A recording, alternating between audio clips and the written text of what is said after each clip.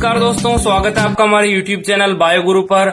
आज हम 10th science का चैप्टर नंबर 9 जिसका नाम है प्रकाश का पार्ट 3 पढ़ेंगे। इस वीडियो में हम गोलीय दर्पण पर प्रतिबिंब का बनना सीखेंगे, यानी जो गोलीय दर्पण होता है यानी उत्तल और अवतल दर्पण होता है उसमें प्रतिबिंब कैसे बनते हैं। इसमें पहले हम पढ़ेंगे अवतल दर्पण पर, यानी जो अवतल दर्पण होता है उस पर वस्तु का प्रतिबिंब कैसे बनता है। अवतल दर्पण किसे कहते हैं? वह दर्पण जिसका परावर्तक पृष्ठ अंदर की ओर होता है, यानी जो चमकीला भाग होता है वो बाहर की तरफ होता है और परावर्तक पृष्ठ जो प्रकाश का परावर्तन करता है वो अंदर की ओर होता है। इस प्रकार के दर्पण को हम क्या कहते हैं? अवतल दर्पण कहते हैं। ये जो गोलीय दर्पण होते हैं इनमें क्या क्या होता है? फोकस बिंदु होता है, एफ वक्रता केंद्र होता है, सी या फिर हम इसे 2F भी कह सकते हैं, मुख्य अक्ष होता है और अनंत। इन सभी की परिभाषाएं हमने पिछली वीडियो में देख ली थी। अब अगर ये जो मुख्य अक्ष है यहां पर कहीं पर भी कोई वस्तु है तो उसका प्रतिबिंब कैसे बनता है, इस वीडियो में हम यही जानेंगे। इसमें पहली स्थिति है कि वस्तु अनंत पर हो, यानी ये जो वस्तु है ये कहां पर है? 2F के आगे, और जो अनंत है वहां कहीं भी हो सकती है अनंत पर। ये वस्तु अनंत पर है तो इसका प्रतिबिंब कैसे बनेगा? कोई भी वस्तु होती है उसकी प्रतिबिंब के लिए हमें दो प्रकाश किरणें आवश्यक होती है। तो एक प्रकाश किरणें तो जो होती है वो मुख्य अक्ष के समांतर होती है। तो ये मुख्य अक्ष है, इसके समांतर यहां से प्रकाश किरण जाएगी और हमें पता है कि जो मुख्य अक्ष की जो समांतर प्रकाश किरण जाती है उसके बाद में वो परावर्तक पृष्ठ के बाद में टकराने के बाद में परिवर्तन होती है, तो उसमें क्या होता है? वो मुख्य फोकस केंद्र की ओर आती है। तो ये आ जाती है मुख्य फोकस केंद्र की ओर। और यहां पर वस्तु अनंत पर है, वस्तु अनंत पर है और जब दूसरी प्रकाश किरण जाती है यहां पर, ये जो P बिंदु है जिसे हम दर्पण केंद्र कहते हैं वहां पर जाती है और ये वस्तु अनंत पर है। तो यहां तक पहुंचती पहुंचती ये जो प्रकाश किरण है इसका कोण बहुत अल्प हो जाता है, यानी बहुत छोटा हो जाता है, और बहुत छोटा हो जाता है तो ये बहुत छोटे ही मान में परिवर्तित हो जाती है। तो ये जाकर मिलती है यहां पर, यानी जो मुख्य फोकस केंद्र होता है वहां पर जाकर मिलती है और वहां पर बन जाता है इस वस्तु का प्रतिबिंब। और ये जो प्रतिबिंब बनता है ये हमेशा उल्टा होता है, क्योंकि इसके शीर्ष से जो प्रकाश किरणें निकल रही हैं ये आगे जाकर मिलेंगी तो वहां पर ही शीर्ष बनेगा, और ये मिल रही है इस मुख्य फोकस के नीचे। तो मुख्य फोकस के नीचे मिल रही है तो जो शीर्ष है वो कहाँ होगा? नीचे। इस कारण इस वस्तु का जो प्रतिबिंब होगा वो हमेशा उल्टा होगा, यानी जब अवतल दर्पण पर कोई वस्तु अनंत पर रखी हुई है तो उसका जो प्रतिबिंब बनेगा वो हमेशा उल्टा बनेगा, और उल्टा प्रतिबिंब बनता है वो हमेशा वास्तविक होता है।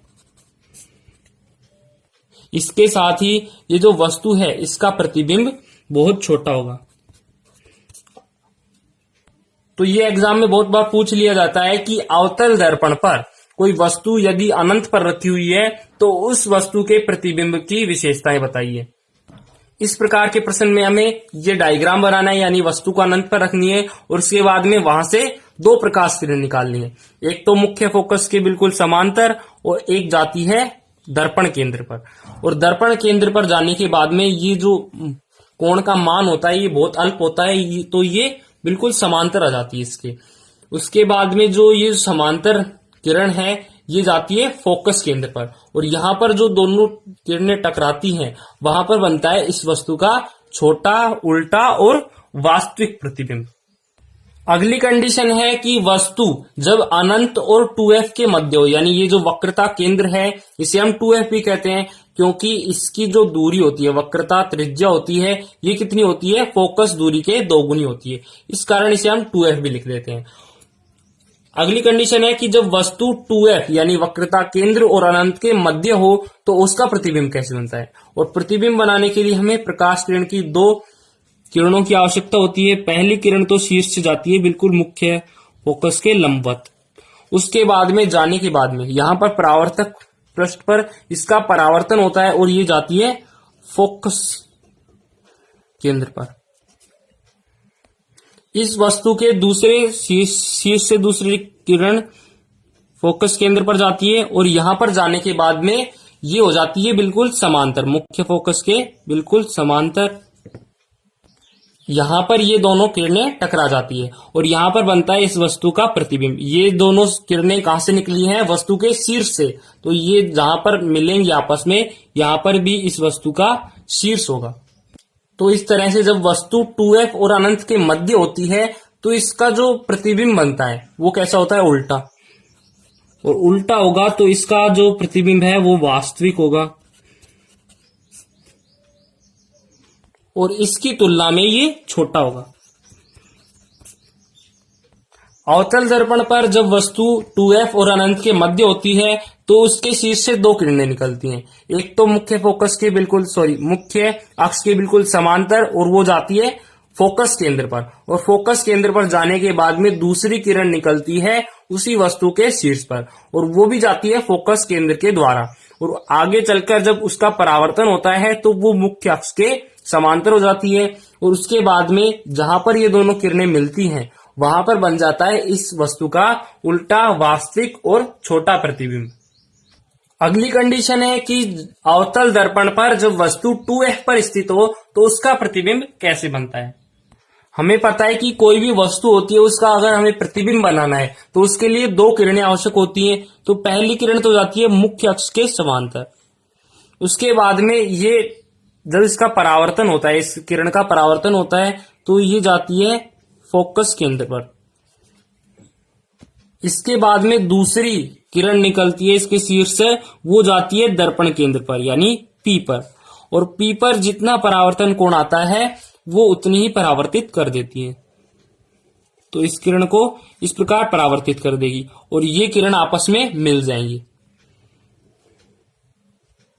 यहां पर मिलेंगी। तो इस प्रकार इसका जो वस्तु है इसका प्रतिबिंब बनेगा। ये प्रतिबिंब भी उल्टा बनेगा, यानी ये जो शीर्ष से किरणें निकल रही हैं और आगे जाकर जब ये मिलती हैं तो ये दोनों शीर्ष का ही निर्माण करती है।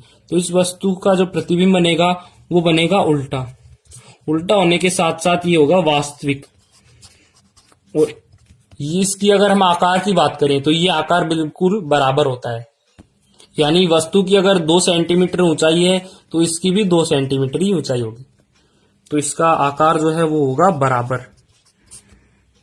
यानी इसमें क्या होता है, जब वस्तु 2f पर स्थित हो या फिर वक्रता केंद्र पर स्थित हो तो उसका जो प्रतिबिंब बनता है वो बराबर बनता है। बराबर कैसे बनता है? इसके शीर्ष से दो किरणें निकलती हैं, एक तो मुख्य अक्ष के बिल्कुल समांतर, वो फोकस केंद्र पर जाती है, और दूसरी जो किरण निकलती है वो जाती है दर्पण केंद्र पर। और दर्पण केंद्र पर जब जाती है तो जितना कोण से ये आपतन कोण है उतना ही परावर्तन कोण होता है, यानी ये उतनी ही परावर्तित कर देती है और आगे जाकर ये मिलती है 2f पर यहां पर। तो इस प्रकार इस वस्तु का जो प्रतिबिंब बनेगा वो कैसा होगा? उल्टा, वास्तविक और बराबर होगा। अगली कंडीशन है कि अवतल दर्पण पर जब वस्तु 2f और f के मध्य हो तो उसका प्रतिबिंब कैसे बनता है। तो वस्तु के प्रतिबिंब के लिए एक किरण निकलती है इसके शीर्ष से मुख्य फोकस के बिल्कुल बराबर, और बराबर निकलने के बाद ये जाती है फोकस केंद्र पर, और दूसरी जो किरण है वो जाती है दर्पण केंद्र पर यानी P पर। और जितना आपतन कोण होता है, आपतन कोण ज्यादा होगा क्योंकि ये बिल्कुल पास आ गई है, तो इसका जो आपतन कोण है वो ही इसका परावर्तन कोण होगा, यानी ये वस्तु को ज्यादा परावर्तित करेगी। इसके बाद में ये दोनों किरणें आपस में मिल जाएंगी आगे जाकर। तो जहां पर जाकर ये आगे मिलेंगी वहां पर बनेगा इस वस्तु का प्रतिबिंब। चूंकि ये दोनों किरणें कहां से निकली हैं? वस्तु के शीर्ष से, तो ये जो आगे मिलेंगी यहां पर भी इस वस्तु का शीर्ष बनेगा और ये वस्तु बनेगी इस प्रकार। यानी ये वस्तु बनी है, इसका प्रतिबिंब बना है, वो कैसा है? उल्टा है, वास्तविक है। उल्टा है तो वास्तविक है, और उसके साथ ही ये आकार में बड़ा होता है।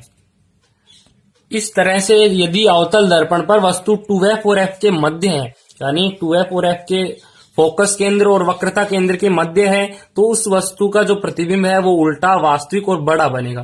क्यों बनेगा? क्योंकि इसके शीर्ष से दो किरणें निकलेंगी, एक तो मुख्य अक्ष के बिल्कुल समांतर, और समांतर होने के बाद में ये चली जाएगी फोकस केंद्र पर, और दूसरी किरण निकलेगी वो जाएगी दर्पण केंद्र पर, और दर्पण केंद्र पर जितना आपतन कोण होगा उससे ही उतना ही परावर्तन कोण मिलेगा। और जब आगे जाकर ये दोनों किरणें आपस में मिलेंगी ये कहाँ मिलेंगी, 2f के आगे, 2f और अनंत के मध्य में मिलेंगी, और यहां पर बन जाएगा इस वस्तु का उल्टा, वास्तविक और बड़ा प्रतिबिंब। इसके बाद में दो कंडीशंस और आएंगी कि वस्तु f पर हो और f और जो दर्पण केंद्र है उसके मध्य हो।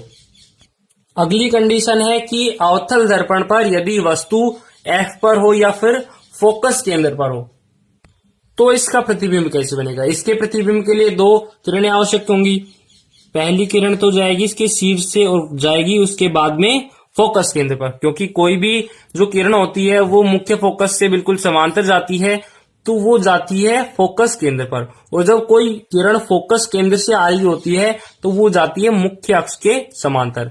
यानी ये जो किरण होती है अगर ऐसे हो तो भी ऐसे होगी, और अगर इस प्रकार से हो यानी इस प्रकार यहां से आपतित हो रही है तो इसके बिल्कुल समांतर होगी, और जब इसके समांतर होगी तो ये फोकस केंद्र के जाएगी। तो यहां पर इस प्रकार की हो रही है, यानी शीर्ष से आ रही है बिल्कुल समांतर, उसके बाद में फोकस केंद्र पर, और फोकस केंद्र पर चल जाएगी ये किरण सीधी। उसके बाद में दूसरी जो किरण है वो कहां जाती है, दर्पण केंद्र पर यानी P पर, और जितना इसका आपतन कोण होगा उतना ही इसका परावर्तन कोण होगा। तो ये इस किरण को इस प्रकार परावर्तित कर देगी। इस तरह से ये जो वस्तु है इसके शीर्ष से निकलने वाली दोनों किरणें आगे जाकर यानी परावर्तन होने के बाद में ये बिल्कुल समांतर ही चल जाती हैं और जाकर अनंत पर मिल जाती हैं। ये जो आगे अनंत पर मिलेगी वहां पर मिल जाती हैं, और जिससे इसका प्रतिबिंब कैसा बनेगा, उल्टा ही बनेगा। उल्टा बनेगा, उल्टा होगा तो वास्तविक भी होगा और इसका बहुत बड़ा होगा, क्योंकि वस्तु जो है वो कहां पर बन रही है, अनंत पर बन रही है। तो इसका जो प्रतिबिंब होगा वो अत्यंत बड़ा होगा, यानी ये आगे जाकर पता नहीं कहां पर मिलेंगी, वहां पर इसका जब प्रतिबिंब बनेगा तो वो इसकी तुलना में बहुत बड़ा होगा। अगली स्थिति है कि जब वस्तु जो है वो F या फोकस केंद्र और दर्पण केंद्र, या फिर हम इसे P भी बोल सकते हैं या फिर इसे ध्रुव बोल सकते हैं, यानी जब वस्तु ध्रुव और फोकस केंद्र के मध्य हो तो उसका प्रतिबिंब कैसे बनेगा। तो प्रतिबिंब बनाने के लिए दो किरणों की आवश्यकता होती है। एक किरण जाती है इसके समांतर और उसके बाद में फोकस केंद्र पर, तो ये तो चली जाती है फोकस केंद्र पर, और दूसरी किरण कहां जाती है, P पर। और जितना इसका आपतन कोण होता है, आपतन कोण ज्यादा होगा क्योंकि बहुत पास आ गया है, तो आपतन कोण ज्यादा होने के कारण ये परावर्तन कोण भी ज्यादा कर देगा। ये जो फोकस केंद्र से जो किरण आ रही थी ये थोड़ी तिरछी हो गई थी, ये बिल्कुल सीधी इस प्रकार से आएगी और ये जाएगी इस प्रकार से, यानी ये आगे जाकर भी मिल नहीं सकती है, ये आगे जाकर नहीं मिल सकती है, क्योंकि आगे जाएंगी तो और दूर होती जाएंगी। जैसे ये जाएगी यहां पर और ये यहां पर, तो आपस में मिल नहीं सकती हैं। तो इस प्रकार इसका प्रतिबिंब कैसे बनेगा, इसका प्रतिबिंब जो है वो मुख्य अक्ष जो आगे जा रहा है वहां पर बनेगा, यानी ये बहुत इंपॉर्टेंट है। तो इसकी जो किरण है, प्रकाश किरण है, ये वाली प्रकाश किरण, इसे हम डैश लाइन से दर्शा देते हैं और इसे भी हम डैश लाइन से दर्शा देते हैं। तो इस प्रकार से ये जाकर मिलेंगी आगे, और यहां पर आगे जाकर मिल रही है, तो यहां पर इसका वस्तु का प्रतिबिंब बनेगा, और ये प्रतिबिंब कैसा होगा, सीधा होगा, और क्योंकि ये सीधा है तो ये कैसा होगा, झूठा होगा, यानी ये कैसा होगा, आभासी, और ये बड़ा होगा। इस वस्तु की तुलना में इसका जो प्रतिबिंब है वो बड़ा होगा। ये सबसे ज्यादा इंपॉर्टेंट है। जो अवतल दर्पण है अभी तक हमने पढ़े हैं जितनी विस्तृतियां, उनमें सबसे ज्यादा बार पूछे जाने वाला सवाल यही है कि जब वस्तु जो है वो अवतल दर्पण पर F और दर्पण केंद्र या फिर हम इसे ध्रुव भी कह सकते हैं उसके मध्य हो तो उसका प्रतिबिंब कैसे बनेगा। तो यहां पर हमने वस्तु ले ली, ये वस्तु से दो किरणें निकली, एक किरण जाती है इसके समांतर और उसके बाद में उसका परावर्तन होता है और वो चली जाती है फोकस केंद्र पर। फोकस केंद्र पर जाने के बाद में यहां पर इसे हम डैश लाइन से दर्शाया है क्योंकि ये वास्तविक किरण नहीं है, ये आभासी किरण है, तो इसे हम डैश लाइन से दर्शा देते हैं। और दूसरी किरण जाती है ध्रुव पर जाने के बाद में उसका परावर्तन हो जाता है और उसे भी हम डैश लाइन से दर्शा देते हैं। यहां पर आगे जाकर ये मिलती हैं और यहां पर बनता है इस वस्तु का सीधा, बड़ा और आभासी प्रतिबिंब। तो इस तरह से ये सबसे ज्यादा इंपॉर्टेंट है, क्योंकि इसमें क्या हो रहा है, जो वस्तु है उसका प्रतिबिंब दर्पण के अपोजिट साइड बन रहा है, यानी विपरीत दिशा में बन रहा है, जबकि सारी जितनी भी स्थितियां थी उनमें वस्तु का जो प्रतिबिंब था वो कहां बन रहा था, वस्तु वाली साइड, यानी जो परावर्तक पृष्ठ था उसी तरफ बन रहा था। लेकिन यहां पर ये जो लास्ट कंडीशन है, यहां पर इसके अपोजिट हो जाता है। इस तरह से जो वस्तु का प्रतिबिंब बनता है, इसमें वो कैसा होता है, दर्पण के पीछे, उसकी स्थिति दर्पण के पीछे होती है। इसी तरह से जब वस्तु F पर हो, यानी फोकस बिंदु पर हो, तो उसकी स्थिति कैसी होती है, उसके प्रतिबिंब की स्थिति अनंत होती है, यानी उसका जो प्रतिबिंब बनता है वो कहां पर होता है, अनंत होता है। जब ये किरणें आगे जाकर मिलती है अनंत पर, तो वहां पर उस वस्तु का प्रतिबिंब बनता है और उस वस्तु के प्रतिबिंब की जो स्थिति होती है वो कैसी होती है, अनंत होती है। जब वस्तु 2F और F के मध्य होती है तो उस वस्तु का प्रतिबिंब कहां बनता है, 2F और अनंत के मध्य, 2F और अनंत के मध्य।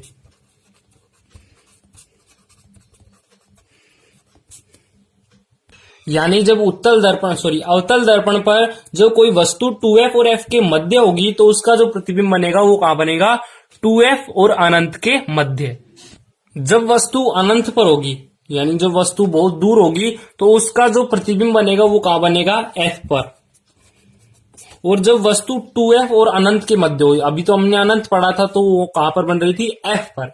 अब वस्तु कहां पर आ गई है, 2F और अनंत के मध्य में आ गई है, तो इसका जो प्रतिबिंब बनेगा वो कहां बनेगा, 2F और F के मध्य। और जब वस्तु 2F पर होगी तो उसका जो प्रतिबिंब बनेगा वो 2F पर ही होगा। तो इसे हम याद कैसे कर सकते हैं, इसे हम याद ऐसे कर सकते हैं, एक आपको याद रखना होगा कि जब वस्तु 2F पर होगी तो उसका जो प्रतिबिंब है वो 2F पर बनेगा। ये जो 2F पर वस्तु है तो उसका प्रतिबिंब कहां बन रहा है, 2F पर बन रहा है। अब जैसे जैसे हम इधर आते जाएंगे, यानी वस्तु को इधर खिसकाते जाएंगे, तो प्रतिबिंब पीछे खिसकता जाएगा। जैसे हमने अभी पढ़ा था कि जब वस्तु को हम 2F और F के मध्य रखते हैं, तो इसके हिसाब से जब इसे हम यहां पर रखते हैं वस्तु को, तो इसके हमने अभी जो ट्रिक बताई थी उसके हिसाब से क्या था कि इस वस्तु का जो प्रतिबिंब है वो कहां बनना चाहिए, इसके पीछे, यानी 2F और अनंत के मध्य बनना चाहिए। इसमें ऐसे ही हो रहा है कि 2F और F के मध्य जो प्रतिबिंब हमने यहां पर खिसका दिया, तो इसका जो प्रतिबिंब है वो पीछे बन गया है। और इसके साथ ही जब इसे इधर खिसकाते हैं, यानी आगे की तरफ खिसकाते हैं और प्रतिबिंब पीछे बनता है, तो ये बड़ा होता जाता है। जैसे हम और आगे खिसका दें, F पर खिसका दें, तो जो वस्तु है उसका प्रतिबिंब कहां बनना चाहिए, अनंत पर बनना चाहिए, इससे भी पीछे, और वस्तु का आकार और भी बड़ा होना चाहिए। तो यहां पर भी ऐसे ही हो रहा है, जब हमने वस्तु F पर रखी तो इसका प्रतिबिंब अनंत पर बन रहा है और अत्यंत बड़ा है। और जब हम 2F से इधर खिसकाते हैं किसी वस्तु को, यानी हमने 2F के इधर खिसका दिया, 2F और अनंत के मध्य रख दिया है किसी भी वस्तु को, तो उसका प्रतिबिंब इधर बनना चाहिए। तो इसका जो प्रतिबिंब बनेगा वो कहां बनेगा, यहां पर बनेगा। इस तरह से क्या होगा, जब वस्तु 2F पर होगी तो उसका प्रतिबिंब कहां बनेगा, 2F पर। जैसे हम पहली स्थिति से ले लेते हैं, तो जब हम वस्तु को F पर रखते हैं तो इसका प्रतिबिंब कहां बनता है, अनंत पर बनता है और ये बहुत बड़ा होता है। उसके बाद में जब हम F से इधर सरकाते हैं, इधर खिसकाते हैं, यानी F और 2F के मध्य रखते हैं किसी वस्तु को, तो उसका प्रतिबिंब कहां बनता है, 2F और अनंत के मध्य में बनता है, और ये भी इससे बड़ा होता है, लेकिन इतना बड़ा नहीं होता है, ये इससे बड़ा होता है।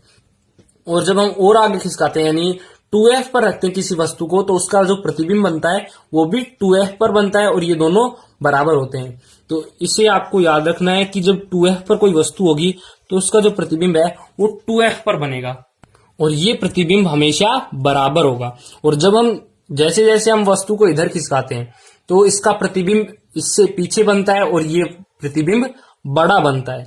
और जब हम वस्तु को इधर खिसकाते हैं तो इसका प्रतिबिंब इधर खिसकता है और ये वस्तु से छोटा होता है। जैसे हमने अनंत पर कोई वस्तु रखी तो इसका जो प्रतिबिंब है वो कहां बनता है, F पर बनता है, और ये बहुत छोटा होता है। इसी तरह से जब हम 2F और अनंत के मध्य कोई वस्तु रखते हैं, जैसे 4 वस्तु है उसको रख दिया, तो इसका प्रतिबिंब 2f से इधर बनेगा, यानी f और 2f के मध्य बनेगा, और ये वस्तु का प्रतिबिंब जो है वस्तु से छोटा होगा। इसमें जो लास्ट कंडीशन है वो है 6 नंबर है कि जब वस्तु को हम ध्रुव और f के मध्य रखते हैं तो उसका प्रतिबिंब कहाँ बनता है, तो उसका प्रतिबिंब बनता है वस्तु के जो दर्पण है उसके अपोजिट साइड, यानी ये मुख्य केंद्र है तो इसका प्रतिबिंब यहां पर बनता है। तो ये हो गया छठा कंडीशन। और ये जो सारी होती है पांचों कंडीशन, इनमें वस्तु का प्रतिबिंब जो है वो हमेशा उल्टा बनता है और आभासी बनता है, उल्टा बनता है और वास्तविक बनता है। जबकि ये जो 6th कंडीशन है इसमें क्या होता है, वस्तु का प्रतिबिंब सीधा बनता है और कैसा होता है, आभासी होता है। तो इस तरह से हो गई ये अवतल दर्पण की परिभाषा, यानी अवतल दर्पण में प्रतिबिंब कैसे बनता है। हमारा अगला टॉपिक है कि उत्तल दर्पण में प्रतिबिंब कैसे बनता है। उत्तल दर्पण में प्रतिबिंब, उत्तल दर्पण किसे कहते हैं? उत्तल दर्पण वह दर्पण जिसमें परावर्तक पृष्ठ बाहर की तरफ होता है, यानी जो परावर्तक पृष्ठ होता है वो बाहर होता है, यानी जो परावर्तन करता है वो बाहर की तरफ होता है। उस प्रकार के दर्पण को हम क्या कहते हैं? उत्तल दर्पण कहते हैं। इसमें प्रतिबिंब निर्माण की केवल 2 ही स्थितियां हैं। एक तो स्थिति है कि जब वस्तु अनंत पर हो, और एक वस्तु है अनंत और ध्रुव के मध्य कहीं पर भी हो, तो उसकी एक ही स्थिति होगी। इसमें पहली स्थिति है कि जब वस्तु अनंत पर हो, यानी दर्पण उत्तल हो और वस्तु अनंत पर हो, तो उसका प्रतिबिंब कैसे बनता है? तो प्रतिबिंब बनेगा, एक तो किरण जाएगी इसके बिल्कुल समांतर, यानी मुख्य अक्ष के समांतर जाएगी, और समांतर जाने के बाद में हमें पता है कि ये फोकस केंद्र की ओर तो इस तरह से जब इसका परावर्तन होगा तो मुख्य फोकस की तरफ से होगा, यानी जो मुख्य तरफ फोकस की तरफ से जो किरण आ रही है उसके बिल्कुल सीधी रेखा में होगा। यानी जब प्रकाश किरण यहां से इसके शीर्ष से मुख्य अक्ष के बिल्कुल समांतर आएगी तो इसका परावर्तन इस तरह से होगा, और जब इस रेखा को हम सीधी करते हैं तो ये फोकस केंद्र की ओर जाती है। इसी तरह से हम सारी रेखाएं इस वस्तु से निकालें, यानी इस वस्तु का प्रतिबिंब बनाना चाहें तो इस वस्तु का प्रतिबिंब कैसे बनेगा? तो इस तरह से इन किरणों का क्या होगा? परावर्तन होगा, और यहां पर ये किरणें कहां पर आएंगी? F पर आएंगी, यानी मुख्य फोकस पर आएंगी, और इस वस्तु का प्रतिबिंब बन जाएगा। और इस वस्तु का जो प्रतिबिंब बनेगा वो कैसा होगा? सीधा होगा,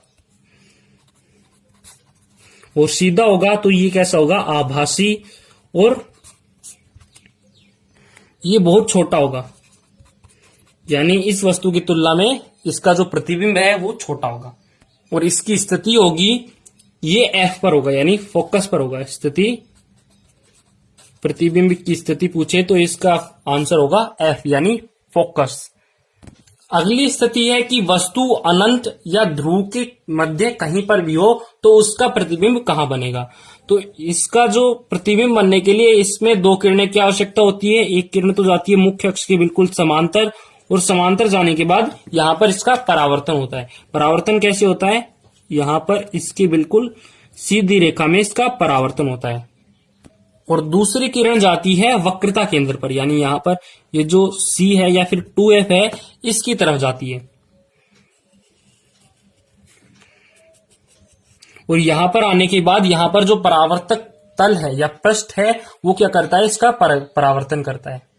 परावर्तन होने के बाद में यहां पर जो आभासी किरणें मिल रही है, मिलती हुई प्रतीत हो रही है, यहां पर इसका सीधा आभासी और छोटा प्रतिबिंब प्राप्त होता है।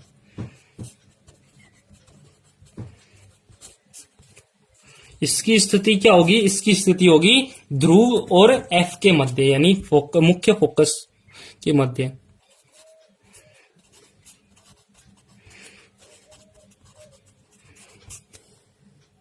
इस वाली स्थिति में ये वस्तु अनंत के कहीं पर भी हो, अनंत को छोड़ करके इस मुख्य केंद्र पर या मुख्य जो अक्ष होता है वहां पर कहीं पर भी स्थित हो, इसका जो प्रतिबिंब बनेगा वो हमेशा सीधा, आभासी और छोटा होगा, और उसकी स्थिति ध्रुव और F के मध्य होगी। जैसे हम यहाँ पर भी कोई वस्तु ले लेते हैं तो ये वस्तु भी अनंत और ध्रुव के मध्य है, तो इसका भी जो प्रतिबिंब बनेगा वो ध्रुव और F के मध्य बनेगा। तो यहां पर किरणें कैसे जाएंगी? यहां पर ही बनेगा। इस तरह जब भी वस्तु को हम अनंत और ध्रुव के मध्य कहीं पर भी लेते हैं तो उसका जो प्रतिबिंब बनता है वो हमेशा ध्रुव और एफ के मध्य बनेगा। यही कारण होता है कि उत्तल दर्पण का प्रयोग वाहनों के पश्य दर्पण यानी जो पीछे दिखाने वाले जो मिरर हैं उनमें किया जाता है, ताकि पीछे से आ रही कोई भी गाड़ी या वाहन हमें छोटे रूप में आगे दिख जाए। इसी तरह से हम एटीएम मशीनों में भी इनका उपयोग करते हैं, ताकि जो ग्राहक है वो पीछे का सारा दृश्य देख सके।